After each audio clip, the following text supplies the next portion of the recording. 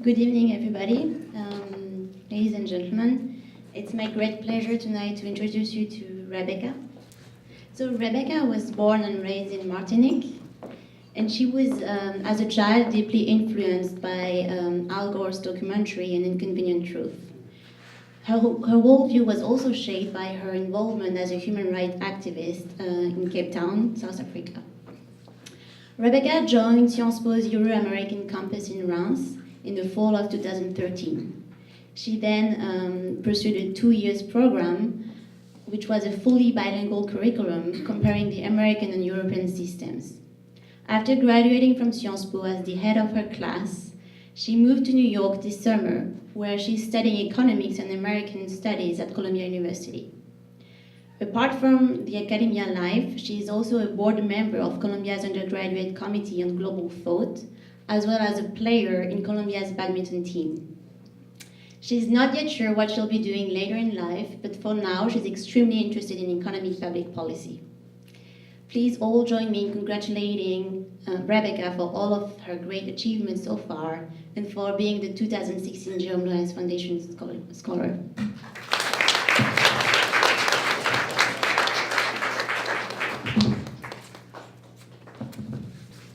Thank you a lot, Juliet, for your very kind words.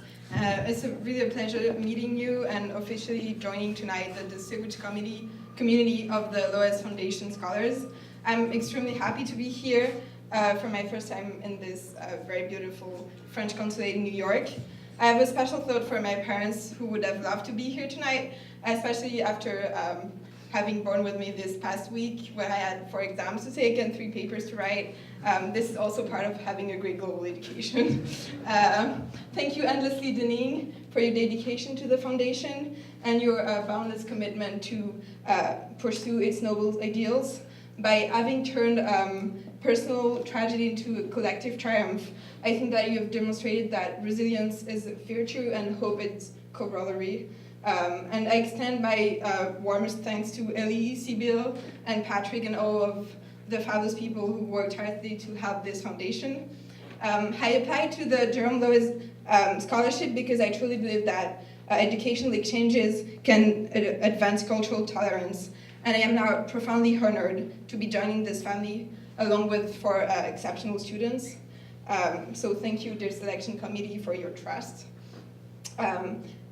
Tragic events throughout this year have sadly reminded us, as you said, Denning, that the objectives pursued by the foundation are now as relevant as they were in 2005. We're all tempted to cede to pessimism in these difficult times, but I think that we must really remain hopeful and continue fighting for a more inclusive world. We're all united tonight because we share a deep commitment and deep conviction that building a better future starts with education and global changes. There are only a few of us on the spotlight, but I know that there's a galaxy of students who are equally curious to discover different cultures and build common values beyond differences. So I think we must reach out to them and extend the circle. Receiving global education is not only a privilege, it is a responsibility. Thank you so much. Next, we will hear from the Loess Foundation board member, Ms. Emily Wexler, who will speak to us briefly about 2016 Loess scholar Etienne Marie, who has pursued a dual degree between EPITA and Stevens Institute of Technology, who is not able to be with us this evening as he is attending a family wedding in France. Good evening. This is a great opportunity in Etienne Marie's honor to reflect on the excellence that we're seeing from Stevens Institute of Technology. Some of the focus areas of excellence at Stevens include engineering, of course, information technology, healthcare, financial systems, sustainable energy, business, and security. Etienne Marie is an outstanding Stevens graduate student. He's truly passionate about IT, and he fully embraces the experiences he's enjoying as a dual major at EPITA in France and Stevens.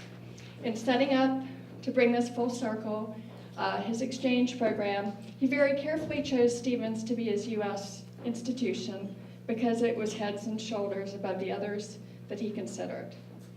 Etienne Marie is a highly accomplished student who embraces culture, different backgrounds, and the spirit of working towards an exciting international career. Let's now give him a round of applause so loudly that perhaps he can hear us in Paris. First of all, I want to thank our wonderful hosts at the French Consulate for having us here this evening in this beautiful surroundings. I'm particularly pleased to have the opportunity to be here with you, Denning. You are an outstanding alumnus of Columbia and another outstanding institution that I hold in very high regard, Stevens Institute of Technology, which, as Denning knows, I had the great pleasure to work with closely in my former life at Georgetown. And I'm very happy to be able to reunite with Dean Gregory and his wife here this evening. But I am here this evening to speak about an outstanding student, equally outstanding to the mission of this great organization, and that's Pierre Savary.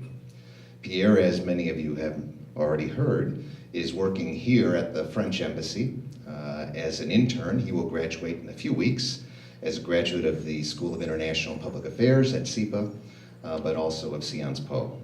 He is an extraordinary student. He has also studied here in the United States at the University of California at Berkeley. He was known as a student who excelled both inside and outside the classroom.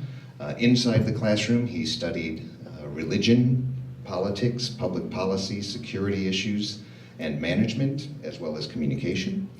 Outside the classroom, he was equally engaged in student activities and student organizations here at SIPA, but as well as during his time in France, where he was the president of the Sciences Po chapter of a wonderful youth organization that I'm sure many of you are familiar with, known by Coexist.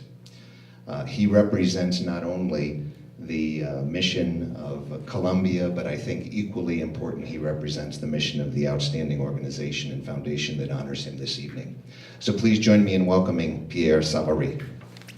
Well, thank you, sir, for these words. And I wanted, of course, to thank, first of all the members of the Loess Foundation, but maybe especially you, dear Denning, for your dedication and also for your kindness. Of course, I want to thank you all for being here tonight as we also celebrate the values, we have been talking about this a lot, that unite us, whatever our activity or our nationality is. And the Loess Foundation family, I'm happy to have become part of and to officially become part of tonight. Tonight I feel truly honored and grateful, but I also feel humble. I feel honored and grateful because I know that many people, I know many of them, have applied to this scholarship, and many of them with impressive backgrounds, very strong applications. And so for me, being among the 2016 recipients means that you don't simply award me financial support. It means that you grant me your trust. This is a very valuable gift, a very precious one, which honors me, and for which I want to offer you again my sincerest gratitude. I feel also humble, because I believe that if an award recognizes the potential of a young student, it should also encourage not to take for granted that we are already on the right track to live both successful and meaningful lives. Instead, I take this award as an encouragement for always further involvement and for always more hard work, seeking peace, but also justice, equality, and of course, strongest relationships between our countries. In a few days, as was mentioned before, I will graduate from Columbia and from Sciences Po, and I know this is the end of one step in my life, but the beginning of another one. And as past recipients have shown us, there are so many ways to translate our values, the values we praise, into action that bear fruits for our societies, and I look forward really to finding mine. Thanks to everything I learned at Sciences Po and at SIPA here in New York, but also thanks to your strong and warm support and encouragement, I feel up to this challenge. Next step for me will be at the Embassy of France in Jordan, as some of you know, and maybe tomorrow within the French Ministry of Foreign Affairs if I take the exam. And I take this opportunity, of course, to thank the consulate for hosting us, and also it was a pleasure to work here this entire semester. It's our pleasure. No, it was really mine. Biking from Columbia and back to Columbia, that's my pleasure.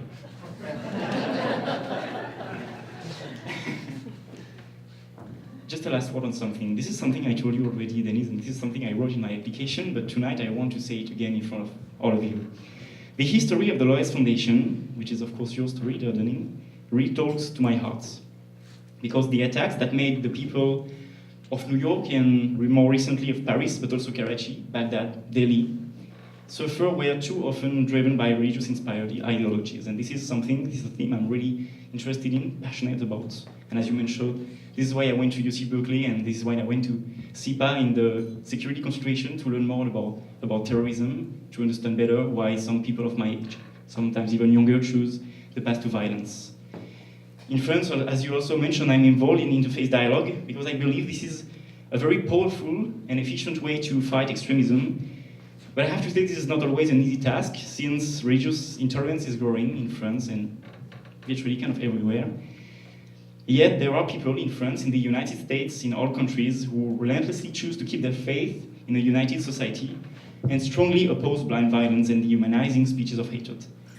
The Jérôme Loès Foundation embodies the courage, and I think this word is really important, the courage they need to promote humanist values and to fight those who fight them. Transforming a personal tragedy into a foundation that helps students fulfilling their dreams, just like choosing the side of religious tolerance, requires, to me, way greater courage than choosing the side of hatred or resignation. So thank you, and these are going to be my last words, Dea Dunning, for being such an example to all of us. I'm leaving the United States soon, but I will not forget that thanks to you, and thanks to all of you, I found here one of the things I was looking for, and I think I could summarize this into one word: inspiration. Thank you. Beautiful.